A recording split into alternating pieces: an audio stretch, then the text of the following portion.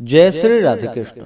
आप सभी का आपके अपने YouTube channel VK Mishra present में बहुत बहुत स्वागत है। आइए सुनते हैं माघ मास महात्म्य कथा में तीसरे और चौथे अध्याय की कथा। तो बोलिए प्रेम से भगवान विष्णु की जय, माता लक्ष्मी की जय, सर्वदेवी देवता की जय। तब राजा दिलीप कहने लगे कि महाराज, यह पर्वत कितना ऊंचा और कितना लंबा चौड़ा है।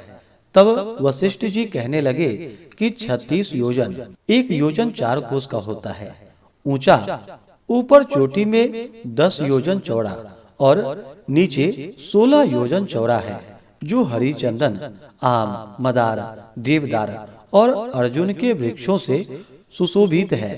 दुर्भिक्ष से भी दुखी होकर इस पर्वत को फल और फूलों से परिपूर्ण देखकर भृगु वही रहने लगे और यहाँ पर कंदराओं, वनों और उपवनों में बहुत दिनों तक तप करते रहे।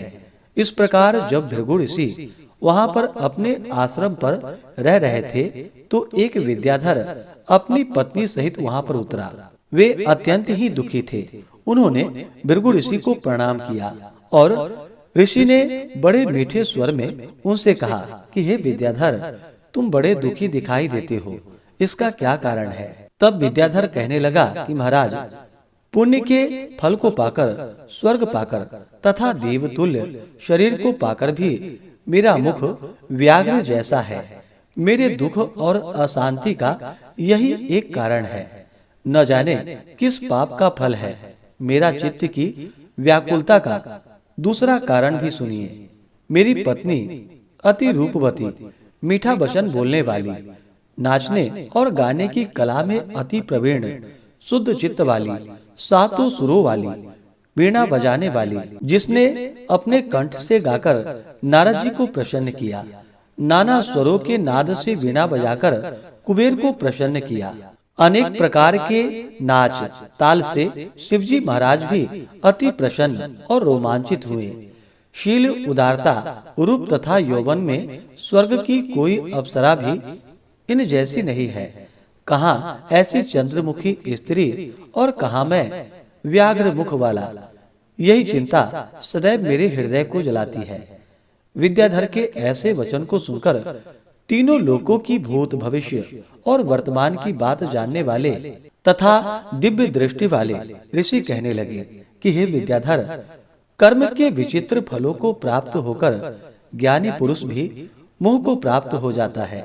मक्खी के पैर जितना विष भी प्राण लेने वाला हो जाता है। छोटे छोटे पापों का फल भी अत्यंत दुखदायी हो जाता है। तुमने माघ मास की एकादशी का व्रत करके द्वादशी न आने तक शरीर में तेल लगाया। इसी पाप कर्म से तुम व्याघ्र हुए। एकादशी के दिन उपवास करके द्वादशी को तेल लगाने से राजा पुनर्वा ने भी कुरूप शरीर पाया था। तब वह अपने कुरूप शरीर को देखकर दुखी होकर हिमालय पर्वत पर देव सरोवर के किनारे पर गया। प्रीति पूर्वक शुद्ध स्नान कर कुशा के आसन पर बैठकर भगवान कमल नेत्र, शंख चक्र गदा, पद्म की धारण करने वाले पीताम्बर पहने, वनमाला धारण किए हुए विष्णु भगवान का चिंतन करते राजा पुरुरवा ने 3 मास तक निराहार रहकर भगवान का चिंतन किया। इस प्रकार 7 जन्मों में प्रसन्न होने वाले भगवान राजा के 3 महीने के तप से ही अति प्रसन्न हो गए और माघ मास की शुक्ल पक्ष की एकादशी को प्रसन्न होकर भगवान ने अपने शंख के जल से राजा को पवित्र किया।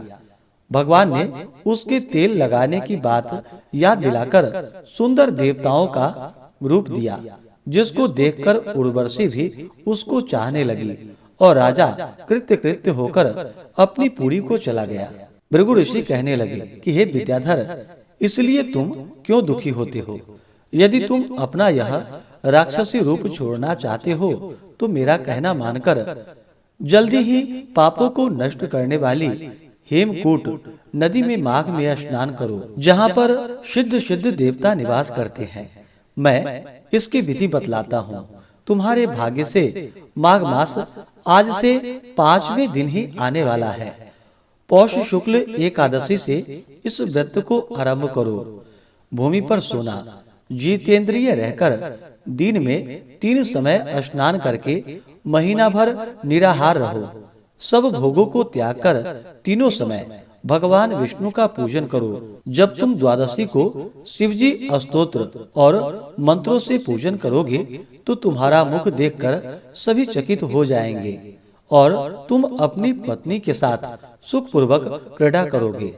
माघ मास के प्रभाव को जानकर सदा माघ में स्नान करो। पाप दरिद्रता से बचने के लिए मनुष्य को सदा यत्न से माघ मास का स्नान करना चाहिए। स्नान करने वाला इस लोक तथा परलोक में सदा सुख पाता है। वशिष्ठ जी कहने लगे कि हे दिलीप, भृगु जी के ऐसे वचन को सुनकर वह विद्याधर अपनी स्त्री सहित उसी स्थान पर पर्वत के झरने में माँ का स्नान करता रहा और उसके प्रभाव से उसका मुख दिव्य सदृश हो गया और वह मणिग्रीव पर्वत पर आनंद से रहने लगा। भृगु जी भी नियम की समाप्ति पर शिष्यों सहित ईवा नदी के तट पर आ गए। इस प्रकार से माघ मास महात्म्य कथा में 3 अध्याय की कथा पूर्ण हुई। माघ मास महात्म्य कथा में 4थे अध्याय की कथा। श्री वशिष्ठ जी कहने लगे कि हे राजन, अब मैं माघ के उस महात्म्य को कहता हूँ जो कार्तवीर्य के पूछने पर दत्तात्रेय जी ने कहा था। जिस समय साक्षात विष्णु के रूप श्री दत्तात्रेय सत्य पर्वत पर रहते थे, तब महिष्मति के राजा सहस्त्रार्जुन ने उनसे पूछा कि हे योगियों में श्रेष्ठ दत्तात्रेय जी, मैंने सब धर्म सुने, अब आप कृपा करके मुझे माघ मास का महात्म्य कहिए। तब दत्तात्रेय जी बोले, जो नारद जी से ब्रह्मा जी ने कहा था वही माघ महात्म्य मैं तुमसे कहता हूँ। इस कर्म भूमि भारत में जन्म लेकर जिसने माघ स्नान नहीं किया उसका जन्म निष्फल गया। भगवान की प्रसन्नता, पापों के नाश और स्वर्ग की प्राप्ति के लिए माघ स्नान अवश्य करना चाहिए। यदि यह पुष्ट व शुद्ध शरीर माघ स्नान के बिना रह जाए तो इसकी रक्षा करने से क्या लाभ। जल में बुलबुले के समान, मक्खी जैसे तुच्छ जंतु के समान यह शरीर माघ स्नान के बिना मरण समान है। विष्णु भगवान की पूजा न करने वाला ब्राह्मण बिना दक्षिणा के श्राद्ध, ब्राह्मण रहित क्षेत्र, आचार रहित कुल, ये सब नाश के बराबर है। गर्व से धर्म का, क्रोध से तप का, गुरुजनों की सेवा न करने से स्त्री तथा ब्रह्मचारी, बिना जली अग्नि से हवन और बिना साक्षी के मुक्ति का नाश हो जाता है। जीविका के लिए कहने वाली कथा, अपने ही लिए बनाए हुए भोजन की क्रिया, शूद्र की भिक्षा लेकर किया हुआ यज्ञ तथा कंजूस का धन, यह सब नाश के कारण है। बिना अभ्यास, आलस्य वाली विद्या, असत्य वाणी, विरोध करने वाला राजा, जीविका के लिए तीर्थ यात्रा, जीविका के लिए व्रत, संदेह युक्त मंत्र का जप, व्यग्र चित्त होकर जप करना, वेद न जानने वाले को दान देना, संसार में नास्तिक मत ग्रहण करना, श्रद्धा बिना धार्मिक क्रिया, यह सब व्यर्थ है। और जिस तरह दरिद्र का जीना व्यर्थ है, उसी तरह माघ स्नान के बिना मनुष्य का जीना व्यर्थ है। ब्रह्मघाती, सोना चुराने वाला, मदिरा पीने वाला, गुरु पत्नी गामी और इन चारों की संगति करने वाला माघ स्नान से पवित्र होता है। जल कहता है कि सूर्योदय से पहले जो मुझ में स्नान करता है, मैं उसके बड़े बड़े पापों को नष्ट करता हूँ। महापातक भी स्नान करने से भस्म हो जाते हैं। माघ मास के स्नान का सब समय आ जाता है तो सब पाप अपने आप नाश के भय से कांपने लगते हैं। जैसे मेघों से मुक्त होकर चंद्रमा प्रकाश करता है, वैसे ही श्रेष्ठ मनुष्य माघ मास में स्नान करके प्रकाशमान होता है। काया, वाचा, मनसा से किया हुआ छोटे या बड़े, नए या पुराने सभी पाप स्नान से नष्ट हो जाते हैं। आलस्य में बिना जाने जो पाप किए हों वह भी नाश को प्राप्त होते हैं। जिस तरह जन्म जन्मांतर के अभ्यास से आध्यात्मिक ज्ञान की प्राप्ति होती है, उसी तरह जन्मांतर अभ्यास से ही माघ स्नान में मनुष्य की रुचि होती है।